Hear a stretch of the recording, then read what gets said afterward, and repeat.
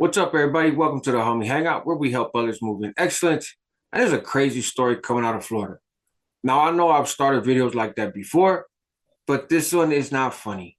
In fact, it's pretty disgusting. So, police in St. Petersburg, Florida, have been looking for 2-year-old Taylen Mosley, and they ultimately found him, but in the mouth of an alligator. As most of you know, I'm from the Bay Area of California, but I spent close to a year in the Bay Area of Florida. Even my son Elijah was born while we were out there. So I'm somewhat familiar with the region, right? And one thing that is very true about Florida is there are gators everywhere. You find them in your front yard, the side of the road, swimming pool, even sometimes in your house, right? They're all over the place. Anywhere that there's fresh water. And considering Florida is just a bunch of really old seashells barely floating on a bed of fresh water, they're all over the place. Young Taylen Mosley, affectionately known by his family as Tay Tay, did not just wander into a gator-filled lake, though. The story is bigger than that. So let's get into it. To understand what happened, we need to go back to Wednesday of last week. 20-year-old Pashun Jeffrey and her son Taylen Mosley were hanging out at her apartment in the Lincoln Shores apartment complex in St. Petersburg. Now, it's not the absolute greatest neighborhood in St. Pete, but it definitely is not the hood. Pashun had gotten pregnant when she was a student at Boca Ciega High School, and she knew the odds were against her as a young single mother. But she was determined to not be a stereotype or a statistic and to provide a good life for her and her son. So she did what she had to do, and she graduated from Northeast High School with honors and her son in her arms.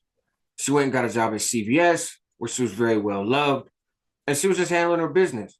This was the first apartment she'd gotten on her own, and she'd been there about a month. Taylen's father, Thomas Mosley, who was unemployed and not in school, had been staying at the apartment for about 2 weeks.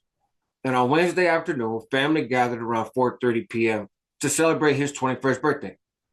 The last of the guests left around 5:15, and it was just the mother and father and their child. Now, I don't know about you, but I think that's a pretty short get-together considering what a milestone your 21st birthday is, but to each their own. Pashun and her family were very close with each other. They FaceTimed every morning. So on Thursday, when she couldn't be reached, they got concerned. Around 2:30 Thursday afternoon, they arrived to her apartments, 11601 North 4th Street, and they noticed a blood trail coming from by her door onto the concrete. They immediately contacted the apartment staff, who came and unlocked the door. Pashun's family encountered a, quote, very violent crime scene, end quote, in which her lifeless body laid in the bathroom, covered in blood from, quote, apparent stabs and cuts in excess of 100 wounds. Profilers and people who study violent crimes aren't always reliable, but one thing everybody agrees on is knife attacks are often personal, and excessive ones, overkill, which 100 stabs and slices is overkill no matter what the situation, oftentimes shows intense emotion. Police knew this wasn't random and would soon find out that Pashun was not the only person who had been wounded with a knife inside of that apartment. But before we get to that, 2-year-old Taylen Mosley was missing. There was no sign of him anywhere at the apartment or the surrounding area. A frantic search ensues. The family goes on local TV to plead for the safe return of the little man. Imagine not even being able to process the brutal murder of your loved one because you're in a race against time and whatever your traumatized mind conjures up to find a little boy who can't fend for himself. When Pashun's mother, Lakita Denson, and her great aunt, Theo Brickhouse Denson, were asked about the boy's father during one of those press conferences, they said very matter-of-factly they had nothing to say about it. An Amber Alert is sent out, and a $5,000 reward is offered for any information on the whereabouts of Taylen. Police use divers, bloodhounds, drones, boots on the ground, volunteers, you name it, to search everywhere for young Taylen, as well as investigate everything that they see and find around the complex, looking for any clues. Meanwhile, there's a murder investigation to be had. As police canvass the complex, one of Pashun's neighbors mentions that they heard a commotion coming from within her apartment around 7 p.m. on Wednesday night. They didn't bother to call the police, and honestly, I don't blame them. I've lived in apartments, and you hear all sorts of things there, and people tend to mind their own business. I never thought I would say this, but in hindsight, where's a Karen when you need one? Remember, I said that Pashun wasn't the only one injured inside the apartment. Police would learn that 21-year-old Thomas Mosley had left the apartment around 8:42 p.m. on Wednesday night, and I'll explain how they had that number so specific in a minute, and checked himself into St. Anthony's Hospital in St. Pete after first arriving to his mother's around 9 p.m. on Wednesday, with knife wounds to his hands and arms. He was still in the hospital Thursday when police discovered the body of Pashun. So, of course, they went to go talk to him, find out what happened to him, and more importantly, what happened to Pashun and where is Taylen. Now, from what I've read, it's not at all uncommon to injure yourself while using a knife to injure somebody else, right? Blood is slippery, so it's easy for your hand to slip on a blade or lose your footing and cut yourself on the way down. Plus, with adrenaline pumping, you might end up stabbing yourself in the process of stabbing somebody else, sometimes even multiple times, right? This is especially true if the person's resisting, grabbing your arms, flailing around. Now, I imagine this is especially true when you stab and slice somebody 100 freaking times. I'm an emotional guy, and maybe I've used a knife once or twice, but I've definitely never stabbed somebody 10 times, let alone 100. Police would later describe Thomas's wounds as, quote, severe lacerations to both his hands and arms, consistent with injuries caused by slippage during a knife attack. Thomas refused to speak with investigators from the moment they arrived, and police quickly labeled him as a, quote, person of interest, and went public with the fact that they did not consider him a victim. A bloody fingerprint on a cleaning bottle that had been intentionally placed underneath Pashun's bed and a bloody Gucci slipper print at the scene were later linked to Thomas Mosley, according to police. He was placed under surveillance at the hospital, but not arrested right away. I don't believe in the whole narrative of, well, if you have nothing to hide, you should just talk to police. That's actually horrible advice 99.9% of the time. But I'm gonna be honest, in this one, it's not a good look. I pray I never experience anything like this. But the truth is, if my lady's butchered and my kid's missing, that's about the only situation in which you're probably just going to call me a snitch and then really hope that the cops find you before myself or my loved ones do. You know, that's next level stuff, man. The next day, which is Friday, people are searching all over the place for Taylen, right? His name is plastered everywhere. Like I said, Amber Alert, the whole nine. But police start honing their attention to Del Holmes Park, which is like 13 miles from Lincoln Shores Apartments. Del Holmes is a pretty typical park by Florida standards, but it's unlike stuff we're used to in urban areas of the West Coast. It borders Lake Maggiore. It's got a bunch of hiking trails, a putting green, a little water park area, tons of fishing spots. You know, it's a pretty spread out area. Someone sees a gator, which is not unusual, but it has something in its mouth.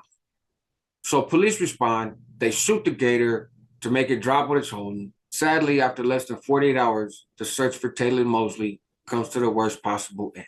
The gator is ultimately caught and euthanized, and while the 2-year-old boy is deceased, authorities describe his body as being, quote-unquote, intact. Police later clarified that they know Mosley went to the park after leaving Pashun's apartment around 8:42 p.m. because they tracked her phone, which they believe was in his possession after she was killed. From the park, he went to his mom's house, as we know, which they say is about 9 blocks away. Now, I don't know exactly where she stays, but I do know that St. Anthony's Hospital, where he checked himself into the emergency room, is less than 3 miles north of Del Holmes Park. The affidavit would allege that Thomas Mosley did, quote, place or throw, end quote, his son into the lake, inflicting, quote, mortal wounds, end quote, that led to the boy's death. How exactly those mortal wounds were inflicted, we don't yet know. Was he drowned at the lake by his father? Did the boy suffer a fatal blow from the impact of the water or something that was in the water? Did the father literally throw his son, alive and terrified,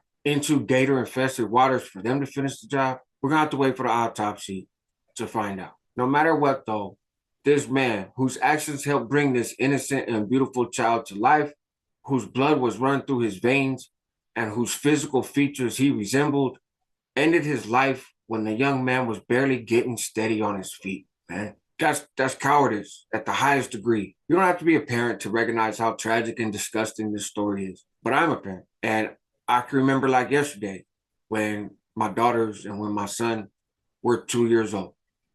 I'm sorry to bring you such a sad story, but every word of this has been true to the best of my knowledge, and I've done a lot of research, and I think it's important. You might have noticed that I've been kind of reading as I've gone along with this.